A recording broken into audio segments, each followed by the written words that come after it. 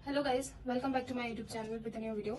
So in this video मैं आपको सबको क्वांट की स्ट्रेटेजी बताने वाली हूँ फॉर आरआरबी पीओ 2025। जो अभी मैंने प्रीवियस ईयर में पीस चॉइस में काफी ज्यादा मेंस के एग्जाम दिए थे और उनको ही एक साथ करके मैं आपको अपनी प्रीलिम्स और मेंस की पूरी स्ट्रेटेजी बताने वाली हूँ। इसमें प्रीलिम्स और मेंस दोनों कवर है। सो सबसे पहले बात करते हैं प्रीलिम्स की। तो इस प्रीलिम्स में सबसे पहले बहुत सारे लोगों का कमेंट आ रहा था मेरे पास कि हमारी क्वांट में एक्यूरेसी नहीं आती और हमारी स्पीड नहीं बढ़ती और क्वांट को कैसे पढ़े, क्योंकि क्वांट से काफी ज्यादा लोगों को फोबिया होता है कि हमारे क्वेश्चन अच्छे नहीं जाते और या फिर गलत चल जाते हैं या फिर अटेम्प्ट ही नहीं होते। तो उसके लिए ये वीडियो है, प्लीज आप देखना और आपको अच्छी लगे तो लाइक शेयर एंड कमेंट। सो सबसे पहले बात करते हैं प्रीलिम्स की। सो प्रीलिम्स में आपको, अगर आप बहुत बिगिनर हो और या फिर एडवांस भी हो, तो मैं इन दोनों की अप्रोच बताऊंगी कि आपको कैसे करना है प्रीलिम्स का कवर। तो सबसे पहले बिगिनर का बताती हूँ।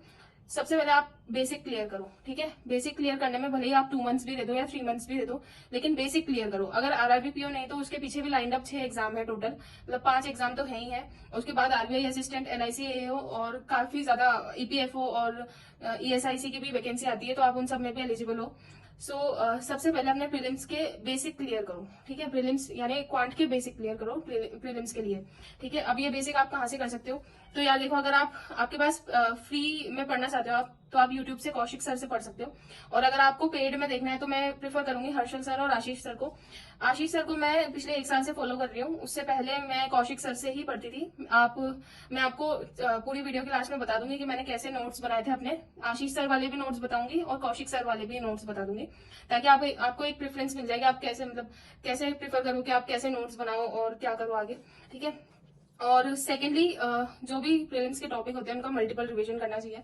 बच्चे क्या करते हैं कि पहले एक बार अपना जो बेसिक क्लियर कर देते हैं और उसको वैसे ही छोड़ देते हैं 3-4 महीने के लिए, उसके बाद फिर रिवीजन करते हैं। तो उससे कोई मतलब नहीं है। आपका कंसेप्ट आपने देख लिया लेकिन आपको आया तो है नहीं ना वो क्वेश्चंस कैसे करना है। तो उसके लिए अपन मल्टीपल रिवीजन करेंगे। अब मल्टीपल रिवीजन बोल तो दिया, कैसे होगा?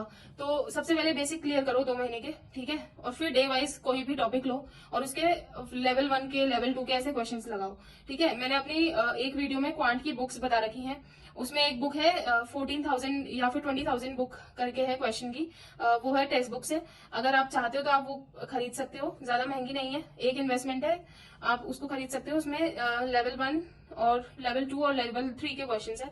तो अगर आप मल्टीपल रिवीजन कर रहे हो तो आप लेवल 1 के क्वेश्चंस लगा सकते हो इस बुक में से, ठीक है। उसके बाद क्वेश्चन प्रैक्टिस करनी है, ठीक है।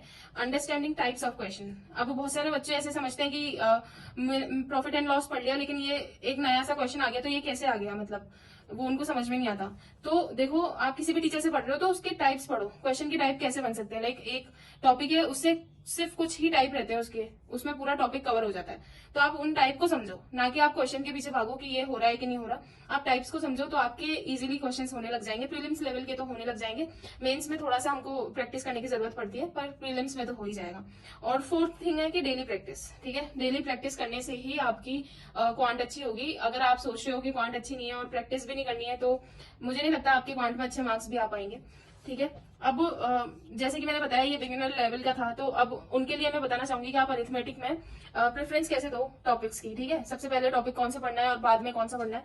सबसे पहले आपको स्पीड मैथ्स पढ़ना है, ठीक है। अब इसमें कोई कुछ पढ़ने लायक है नहीं, क्योंकि मुझे नहीं लगता कि जो भी ट्रिक्स टीचर्स बताते हैं वो काम भी आती है, क्योंकि मैंने तो कभी कोई ट्रिक्स यूज नहीं करी है। ट्रिक्स से वही रहता है कि ना तो बेसिक से क्वेश्चन होता है ना ट्रिक से होता है, और फिर फंस जाता है और टाइम वेस्ट होता है। तो ये जो बैंक के एग्जाम है ये टोटल टाइम पे ही डिपेंड करते हैं।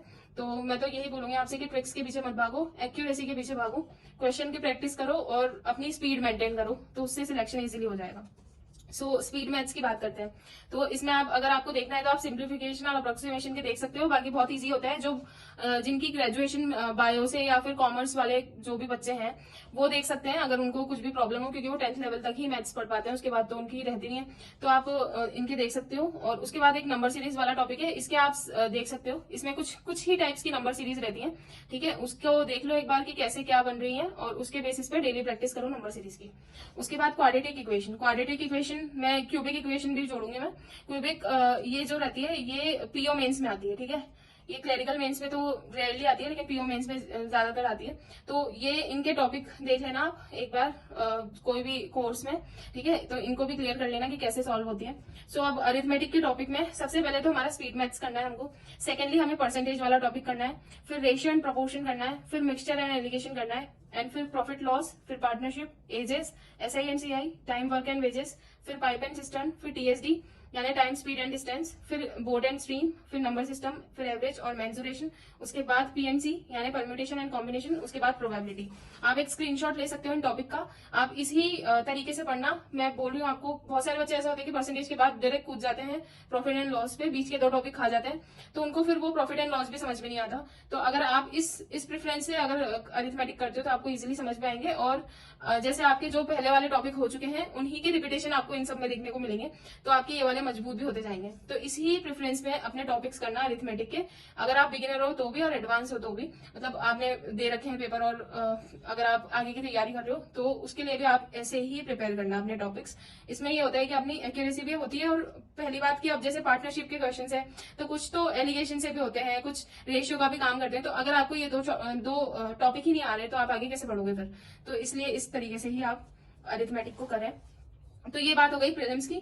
अब आते हैं मेंस पे। अब मेंस तो लोगों ने हवा बना रखा है कि मेंस में हमसे क्वेश्चन सॉल्व नहीं होते। मेरी बताऊं तो मैं अभी SBI क्लर्क मेंस रिसेंटली मैंने वही एग्जाम दिया है, और उसमें मैंने जो DI के क्वेश्चंस भी अटेम्प्ट किए थे और ये जो अरिथमेटिक के क्वेश्चंस भी अटेम्प्ट किए थे, ठीक है। तो अगर मैं कर सकती हूँ तो आप भी कर सकते हो। तो इसको प्लीज मेंस को बहुत सर पे मत लो, क्योंकि बहुत ईजी होता है मेंस, इतना हार्ड नहीं होता। तो बस सबसे पहले मेंस के लिए क्या करना है कि watch any video source and understand the concept. अब देखो प्रीलिम्स के जो कंसेप्ट होते हैं वो इजी होते हैं, ठीक है, समझ में आ जाएंगे इजीली, पर मेंस के थोड़े से घुमावदार होते हैं, तो उनको समझने में थोड़ा सा एक्स्ट्रा माइंड खर्च करना पड़ता है। लेकिन अब बच्चे क्या करते हैं कि प्रीलिम्स के बाद मेंस की तैयारी करते हैं, तो वो चीज थोड़ी सही नहीं है, क्योंकि ये कंसेप्ट मांगता है, मेंस कंसेप्ट मांगता है, बेसिक मांगता है। तो अगर आप प्रीलिम्स की बात कर रहे हो तो फिर आपको, मेरे को नहीं लगता कि आपको इजीली समझ में आएंगे। तो सबसे पहले अपने मेंस के वीडियो सोर्स करो, प्रीलिम्स कर लो, प्रीलिम्स हो गया उसके बाद मेंस का करो। मेंस में पहले सबसे पहले वीडियो से देखो। अब वीडियोस आपको यूट्यूब पे तो बहुत सारी मिल जाएंगी, और आप पेड बैच भी ले सकते हो, ठीक है। पेड बैच मैं इस साल हर्षल सर का लेने की सोच रही हूँ, और एक यशराज सर भी हैं, तो मैं उनका भी लेने की सोच रही हूँ। तो यार मैं हर्षल सर या यशराज सर में से किसी एक टीचर से लूंगी, तो मैं आपको अपने वीडियोस में बताती रहूंगी कि मैंने किस टीचर का फॉलो किया है मेंस कंटेंट। उसके बाद मेंस में सेक्शनल मॉक देना बहुत जरूरी है, क्योंकि सेक्शनल दोगे तभी क्वेश्चन बनेंगे या नहीं बनेंगे, वो दोनों चीजें आपको पता लगेगी। अब सेक्शनल में क्या होता है कि बहुत बार मार्क्स बहुत कम आते हैं, क्योंकि मेंस का मैंने जैसे बोला कि उसके क्वेश्चंस थोड़े हार्ड होते हैं प्रीलिम्स लेवल से, तो थोड़े क्वेश्चन ना बने तो उसमें आपको उनको डिमोटिवेट नहीं होना है, ठीक है, सबके ही कम आते हैं। सेक्शनल में आप क्या करोगे कि पहले क्वेश्चन अटेम्प्ट करोगे, हो रहे हैं ठीक है, नहीं हो रहे तो भी ठीक है। उसके बाद उसको जैसे ही उसकी टाइमिंग खत्म हुई, आपने सबमिट कर दिया, अपने जो सॉल्यूशन है उसको देखो, ठीक है, उसको अच्छे से समझो। अभी इनिशियल स्टेज में सेक्शनल मॉक में कम मार्क्स आएंगे, पर बाद में काफी ज्यादा मार्क्स भी आने लगेंगे।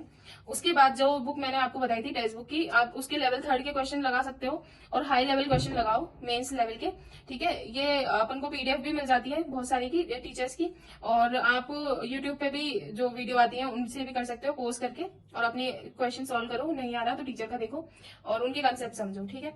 उसके बाद आती है DI। अब मेंस लेवल की DI जो रहती है वो थोड़ी सी हार्ड होती है, थोड़ी नहीं, कंपेरेटिवली प्रीलिम्स से काफी ज्यादा हार्ड होती है। उसमें आते हैं हमारे अरिथमेटिक बेस्ड DI, ठीक है, फनल DI आती है, ठीक है, और काफी सारे पैटर्न आते हैं DI के, जैसे कि ग्राफ दे देगा और उसमें अपन को मतलब कुछ चीजें मिसिंग कर देगा, ठीक है, वो आती है, और कंडीशंस बाद में दे देगा कि इन कंडीशन पे वो वाले एक्स या वाई वेरिएबल सॉल्व हो रहे हैं। तो ये थोड़ी सी हार्ड होती है कंपैरेटिवली प्रीलिम्स लेवल, ठीक है। तो आप इनकी प्रैक्टिस करो डेली बेसिस पे, तो इससे भी हो जाएगा आपका, ठीक है। उसके बाद डेली प्रीलिम्स में हमें क्या प्रैक्टिस करनी है, तो डेली प्रीलिम्स में आप क्या कर सकते हो कि स्पीड मैथ्स के टॉपिक वाइज क्वेश्चन लगाओ 20-20, ठीक है, क्वाड्रेटिक इक्वेशन, नंबर सीरीज और सिंप्लीफिकेशन एंड अप्रोक्सीमेशन। और मैं लिख के दे रही हूँ आपको कि अगर आप शुरू से ये स्पीड मैथ्स को फॉलो करोगे तो आपके RRB PO, RRB क्लर्क भी इजीली क्रैक हो जाएंगे, क्योंकि ये दोनों एग्जाम सिर्फ स्पीड ही मांगते हैं, इनमें इतना हार्ड नहीं आता क्वांट। तो आप उनके लिए अपनी स्पीड मैथ्स पे देख सकते हो एक बार, ठीक है, टॉपिक वाइज आप डेली क्वेश्चंस लगा सकते हो।